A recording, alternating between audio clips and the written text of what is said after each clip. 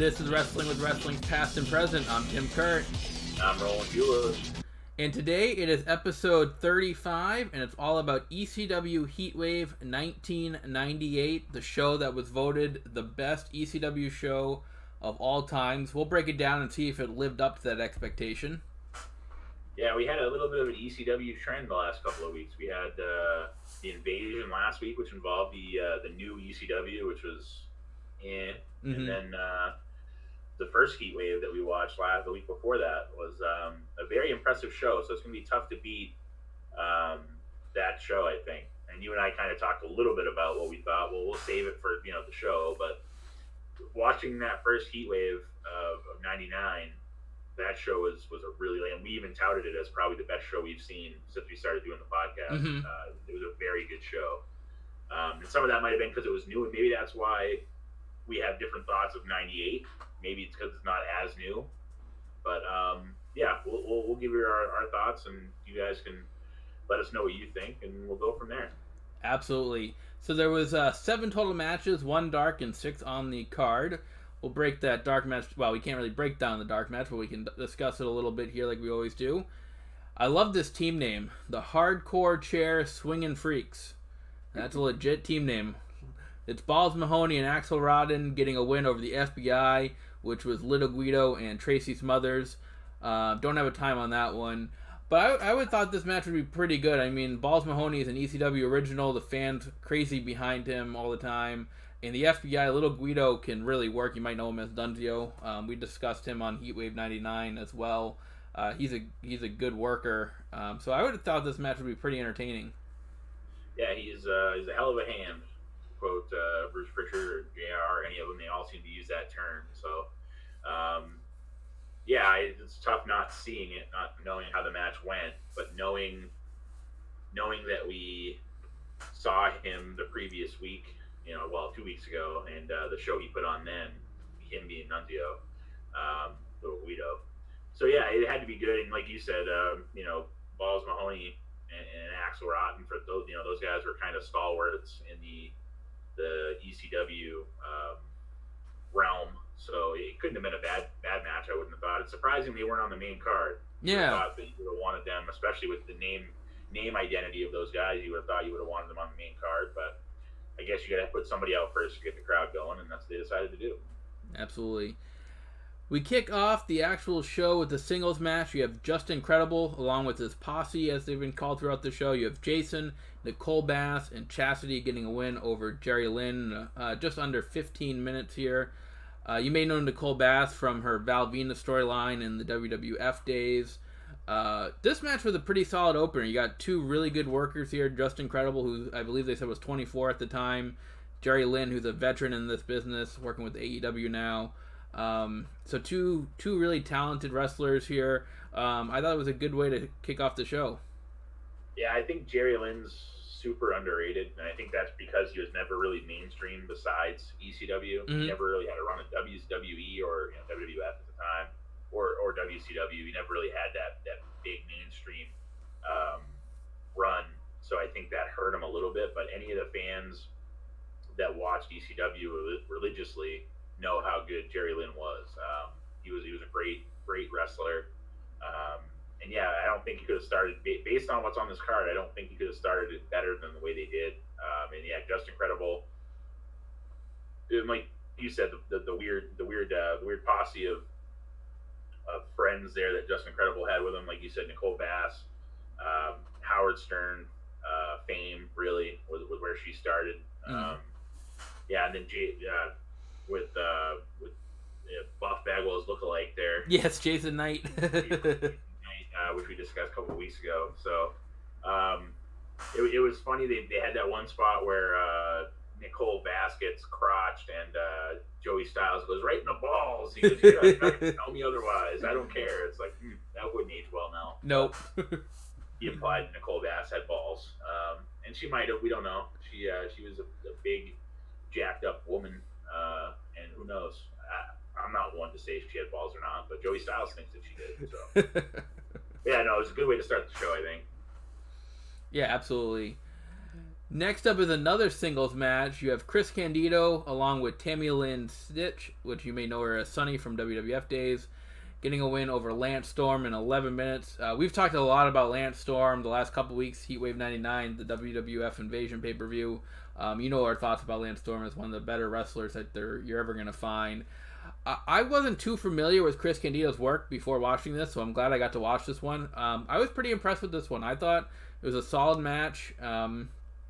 Like I said, not really knowing exactly what Chris Candido brings to the table, but I thought he held his own here, especially with a guy as talented as Lance Storm. So I thought this one was another good show. Yeah, it was a good match to follow the starting match, the opening match. Chris Candido came out originally kind of almost mimicking Rick Steiner with the running around the ring with the headgear on, and they had to tell everybody that Candido lost an ear and they had to sew it back on, plastic surgery and stuff. So that's why he had the headgear on. But as soon as he ran around the ring like dog style and got down on all fours, and then Sonny kind of came over, I was like, wow, it's like Scott and Rick Steiner all over. Yep. That was the first thing I thought of when I saw that. I was like, wow, Steiner brothers are here. That's cool. But yeah, I think that like you said, Chris Candido, another, I think, undervalued talent. The guy was jacked to the gills. He definitely, for a smaller guy, he had some muscle on him. He was ripped. Yeah. In the show, and Sonny even said that he was 240 pounds, the hardest pound she'd ever had. 240 of the hardest pounds she'd ever had was her. She introduced him.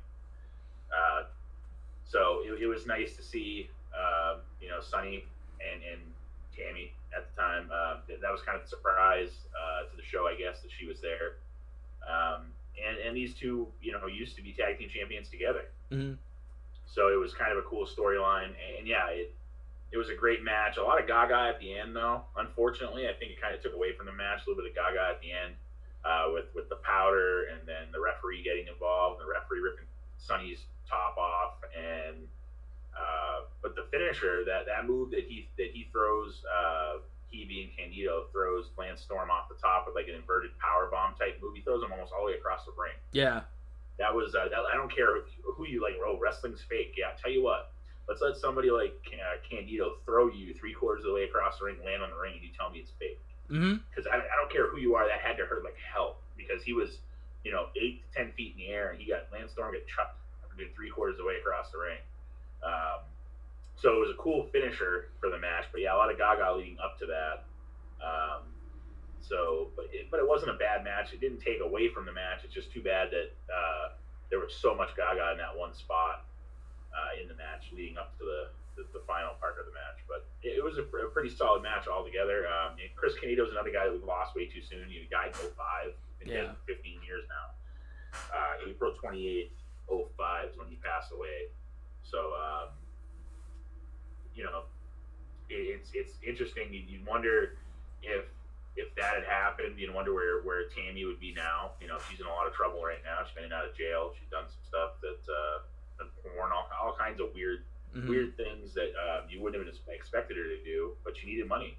And you wonder if Chris was still around and if they were together still, if she'd be where she is now. I don't think so. I know that I've heard different stories about, his death really impacted her negatively, even though their relationship was kind of rocky at times. I guess she leaned on him a lot, and it's unfortunate. Like I said, it's another one of those wrestler deaths that's just way too soon. Yeah, absolutely. I mean, there's quite a bit in this show. You go back to the dark match, Balls Mahoney, we lost too soon. We're going to talk about Mike Awesome in just a second here. Another guy that I think, and we've talked about him the last couple of weeks, another guy that's very underrated for what he did in the ring, probably most of the fact because he wasn't with WWF or WCW for very long to get that push. And I think that's one cool thing about going back and watching these shows. You see how good some of the entertainers they actually act. A lot of people have this stereotype about ECW just being like chairs and thumbtacks and barbed wire. I did. Yeah, and it's not. I mean, yeah, there is that, but there's also some really good, talented wrestlers in this promotion. Yeah. There is a lot of good. There's actually a lot of good technical wrestling in ECW. Watching these two shows that we watched, that I was pleasantly surprised. Like you said, I was kind of under that stereotype too, that it was just all hardcore blood and guts. But it's I mean, there is that to an extent, but it's not all that. Well, and it's nice too that some of the matches that have it have just the right amount of it too. Mm-hmm. Like it's not everybody makes it seem like it's like, oh, they're stabbing each other and they're gorging each other with barbed wire and they're setting each other on fire and all this stuff. And that does happen from time to time, but from what we've seen so far, it's not been over the top to the point where you're like, wow, every match is the same. Like every match had this and had that. It wasn't like TNA lockdown pay-per-views where every match was in a cage. Yeah. Like I mean, it wasn't in your mind like, oh, this is what every match is going to be. So yeah, to me, like I said, it's cool to go back and watch this because A, we didn't see it when it happened, and B, it kind of gives you a new respect for some of these guys that, a lot of people were saying that they were just like, stuntmen, glorified stuntmen. But really, there was some really good wrestling on these shows. Mm-hmm. Absolutely. Next up, we have another singles match. You have Masato Tanaka getting a win over Mike Awesome, who we just mentioned. Again, I wasn't really familiar with Tanaka's work going into this show. I was really pleasantly surprised with this match. I thought, I know we have a couple more matches to go, but this probably was the match of the night for me. A lot of false finishes in this match. You had your hardcore stuff. You had some table spots, stuff like that, some chair spots and everything. But I thought this match was really well done. I was really impressed with this one. And like I said, I think this one was the surprise of the night for me and probably the match that I'm going to recommend at the end of the show. Yeah, it was definitely, I think, an underrated match. If you looked on the card, you're just like, oh, it's Mike Awesome. That's cool. This match should be okay. Like you said, it was a really good match, though. And I will say this, that so far, both Heat Waves, this one and 99, there wasn't a match on either one of the cards that I was like, wow, that sucked. Mm-hmm. There was no usually, especially on WWF, you have the let me up matches where it's going to be like just a spot match for people to go take a bathroom break or what. These pay-per-views were 2.5-3 hours ECW shows. There was no let me up matches. No, that they could find. So, and we've been tooting Mike Awesome's horn for a couple of weeks now, and I think it's too bad because he back in the day, he's the type of guy that Vince McMahon would have loved to have had. Yeah, he was all a big body guy. Whether that's right, wrong. I mean, there's still a bit of a stereotype of that nowadays. It's not as predominant, but still, Vince is looking back to the Eddie Guerreros of the world and stuff like that. He was so focused on height instead of actual in-ring talent. So it's surprising that Mike Awesome didn't get a shot with WWF, because the stuff he could do, especially for being a guy that size, he could do some pretty athletic stuff. Mm-hmm. Next up is a tag team match for the ECW World Tag Team Championships. You have Rob Van Dam and Taboo with Bill Alfonso getting a win, and I'm going to butcher these names, so I do apologize. Hayabusa, who you may know as Hakushi in WWF. Yeah, just call him Hakushi. Hakushi. That's easier. Yeah, I agree. And his tag team partner, Jinsei Shinzaki. We'll go with Habushi and Shinzaki. That's what we'll go with. Yes. Plenty of time here, just under 21 minutes. I thought it was a really solid tag team match. Although I was a little annoyed that whistle that Bill Alfonso kept blowing throughout the whole match really distracted me. He is like the knockoff Jimmy Hart kind of guy. And Bill Alfonso, anybody that followed ECW knows he was Rob Van Dam's manager for most of it. They did have a little bit of a breakup later on.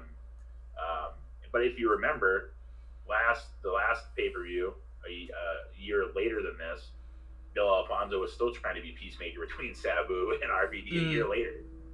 So yeah, he was peacemaker then. He's peacemaker, a year apart, for God's sake. So it's it is what it is. And Sabu and RVD are two mainstay, big name recognition for those two guys. I think that it's unfortunate that neither one of these shows we really got to see an RVD or a Sabu match per se. Yeah. Some of their matches were pretty good too. Not even against each other, but with opponents. So that's the only thing that I will say. You'd like to see RVD or Sabu get to shine on their own at a certain point. And I know they did another pay-per-view, so that's one knock I will say is that it's cool they were tag team champions and stuff, but it just seeing some of their matches that, some of the matches they had would have been good too. Absolutely. We still have time to go back and do that too. There's probably some other shows. We're not going to keep beating ECW to death, so we'll probably take a little bit of a break from it anyways. But it's harder because they only have like 5 or 6 pay-per-views a year. So yeah. It's harder, come September or October before we get, they had some in December too. So we might go back and revisit some of them too. But I think we've kind of beaten this ECW horse to death a little bit in the last 3 weeks, so we don't want to bore you guys with the same stuff over and over. And that's the one takeaway is I wish we had seen like a singles match from either one of them, either both against each other or with opponents would have been good too. But and that's really the only knock, and it's not a knock. It's just it would have been cool to see. Cool. Yeah. No, I totally agree.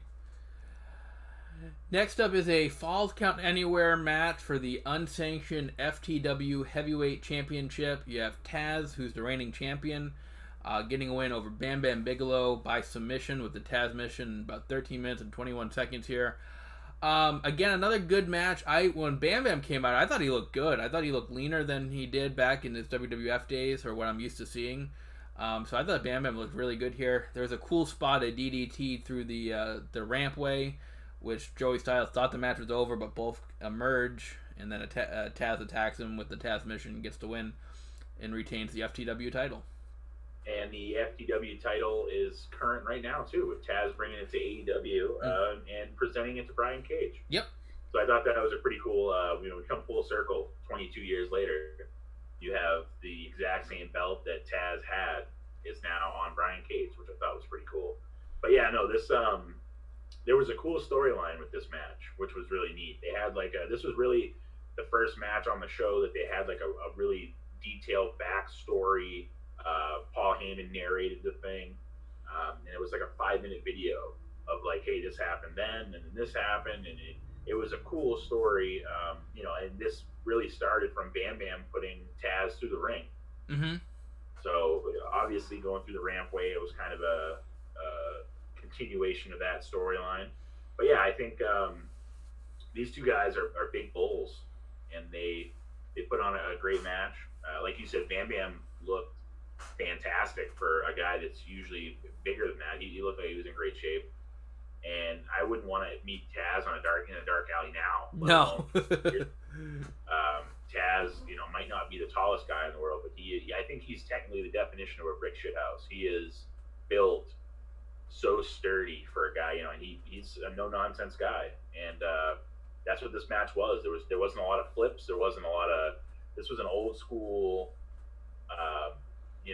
drag down bar fight style of a match, and it was great. It was refreshing after seeing some of the spots in like the RVD Taboo match where there was some little bit more high flying type matches, or spots in the matches rather. So this type of match kind of brought it back to like an old school bar fight wrestling match. Yeah, absolutely. One more match to go. We close the show with the street fight. We have a lot of names in this one. You have Tommy Dreamer, the Sandman, and Spike Dudley getting a win over the Dudley Boys, which was Bubba Ray and Devon and Big Dick Dudley. They were accompanied by Joel Gertner, Sign Guy Dudley, and Jeff Jones, who is kind of playing off as like a dirty official. Again, this is your typical, what you might think of in ECW. You had your hardcore stuff in this match. There was some bloodshed being shared here. I mean, it's a street fight, and the Sandman's involved, so what do you think is going to happen? Sandman busted himself open even before the match began with the beer can off the head. Again, I thought, this is a crowd pleaser right here. I mean, you got Tommy Dreamer, the Sandman, Spike Dudley, way crowd favorites here.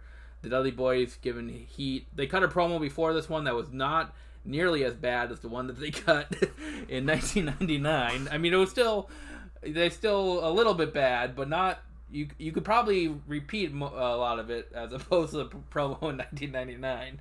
Yeah, well, it was funny too because that promo in '99 you kind of warned me about. You'd send me a text and you were like, "Holy crap!" Like I don't think anybody, and you weren't wrong. That promo, yeah, it's even then was a little bit over the top. Not mentioning, not even thinking what it would be now. Mm-hmm. But yeah, it didn't age well at all. And yeah, I mean that obviously that's what the Dudleys were. They were. Like you said, this match had all the damn Dudleys in it. I mean, there was Dudleys everywhere. Yeah. But I mean, I thought it was a good way to close the show, and you get the crowd favorites to go over to get the win. It was a DDT by Dreamer on Bubba Ray on the ladder was the finish. So again, I thought you send the crowd home happy. I thought it was an entertaining way to end the show. Well, and you have the appearance by New Jack at the end too, who was attacked at the beginning of the pay-per-view. Mm-hmm. So they kind of went full circle, and yeah, I mean these type of matches are exactly what we were told ECW was. Yeah, we were told every match was like that, and clearly they weren't. So I think they got a little bit of a bad rap from people who didn't actually watch it, and they just assumed every match was like a car wreck. But like you said, this was with the names in this match. You knew it was going to be something that would send the fans home happy, and that's why on where it did. You're not going to put this match in the middle of the card. This is the match that everybody's looking forward to the whole night. Make them sit through everything else, which again wasn't bad, to get to this match, and this match didn't disappoint. Like you said, there's a lot of extreme stuff in this match, a lot of spots in this match, and it didn't disappoint. It was a very good main event for the show. Yeah, absolutely. Overall, I thought it was another solid show. I don't think it quite lived up to Heatwave 99. I thought Heatwave 99 was a little bit better, and you even alluded to it, maybe because it was new to us when we watched it. But I thought the crowd was a little bit more vocal and a little bit more involved in Heatwave 99 as well, which, as we've discussed many times on the show, the crowd really affects the way a show comes across. Just look at WWE today where there's no fans. It's hard to watch. It really is. So I thought 99 was slightly better than 98, but 98 still a solid show. I mean, I'm still going to give it maybe a 7.5 as a rating for an overall performance. Yeah, I'm with you there. I'd say a solid 7, I think. And you got to remember too, maybe 99 was so good because they were in the same building 2 years in a row too. Mm-hmm. So maybe 98 lit the fire and 99 continued that. So maybe that's part of it too. But yeah, I think overall the show itself was slightly better. The 99 show was slightly better. But one thing that I will take away from both of these shows, and I'm sure we'll, down the road we'll watch some more ECW stuff, is that there was not a bad match on the card, and there was nothing it was nothing like I envisioned it was going to be. Put it that way, in a good way, not a bad way at all. Well, you got to remember, too, that these guys are truly passionate. I mean, they weren't getting paid a whole lot of money or paid at all. I mean, Paul Heyman, there's been a lot of stories about him being late with payments and everything. They're doing it because they love to do it, and they're not doing it for a paycheck. The check is in the mail, my good sir. No, it wasn't, Paul. Sorry. So, you got... Yeah, he definitely has and he did what he could with the money he had, and it's not like Paul was dirty. There was no money. Yeah. And, you heard over the years of some of the dirty, bookers and people that ran territories. He wasn't dirty. He did what he could to try to put a show on, and sometimes there was just no money. Mm-hmm. And unfortunately, I think WWF going to TNT, or going to TNN rather, when they did, kind of screwed ECW because they had so much traction. They were on TNN. Then that deal fell through with USA for WWF, and they went to TNN, and I think that was really the final nail in the coffin. They were on broadcast television, and then they weren't. Yeah. And I think that hurt them. At the time, Vince wanted to do that anyways. Vince wanted to put his competition out of business, and that's what he did. And I think that it's unfortunate, but like I said, these pay-per-views from ECW some of the shows we watched before, we were like, wow, this sucks. I wouldn't even want anybody to go back and watch this. Yeah. Bash with the Beach 2000. No problem sitting down and watching both of these. Yeah. If somebody asked me, hey, what should I do? I've got 3 hours tomorrow. What should I do? Watch one of these shows. If you're a true wrestling fan, watch either 98 or 99 and try to tell me that they weren't, from top to bottom, some of the best shows you've ever seen. Yeah, absolutely. Totally agree. I mean, I'm pleasantly surprised with this ECW stuff. I wasn't knowing what to expect when we got into it. But yeah, pleasantly surprised. And really, some of the AEW shows that we've had when there were fans felt like these ECW shows. Mm-hmm.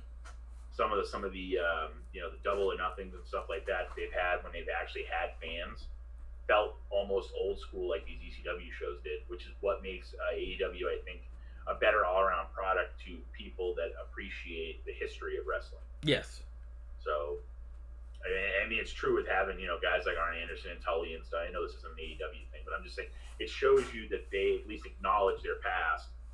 You have Taz, who we saw today. Mm-hmm. But yeah, having a crowd and then having the wrestlers want to go out and put on a show like what they've been doing, especially for these two pay-per-views for ECW, made all the difference in the world. Yeah. Like you said, they were passionate at one thing. And I think they had a chip on their shoulder for being, the bastard child of wrestling that was, this promotion that nobody should watch because it was so gory and whatever. But they were great shows, 99 and 98. Absolutely. Definitely recommend watching both of those Heatwave shows. We are going to take a little bit of a break, though, from ECW. I'm sure we'll circle back to it eventually, but, we're giving you guys about 3 weeks of ECW stuff, so we're time to, table that for now. Let's call it 2.5. 2.5. The ECW stuff that we had in the Invasion stuff was watered down compared to what we just watched. That's true. I'll give you that. But coming up for you guys next week, we're circling back to WCW. We're going to take a look at Road Wild 1998. Took place, 12 years ago, almost. That is the famous tag team match between Diamond Dallas Page and Jay Leno against Eric Bischoff and Hulk Hogan, or Hollywood Hogan. Add 10 to that. It was 22 years ago. 22 years ago, okay. Oh, man. I wasn't a math major. But it's funny, though. So we just watched 98. We're going to watch another 98, and they're going to be two different shows, two different promotions. Yeah. So that's pretty cool, too, that we just watched ECW from 98. Now we're going to watch WCW from 98 a week apart, really. Mm-hmm. So, I mean, it'd be cool to see what they had in 98 versus what ECW had in 98. Absolutely. Looking forward to it. I'm looking forward to... I've seen that Jay Leno match before, and I was really entertained, but, I'm looking forward to watching it again with a more analytical perspective now that we have to do this podcast. So, definitely looking... And then it's nice, like you said, to go back and just watch it 22 years later, even if we weren't doing a podcast. Yeah. Because we've now matured as fans. We're not kids anymore, and we can kind of... It gives you a totally different look on a show. Mm-hmm. So... And we're going to go back even further than that the following week. Yeah, following week, just as we're going to go to WWE. We're going to look at Summerslam 1996.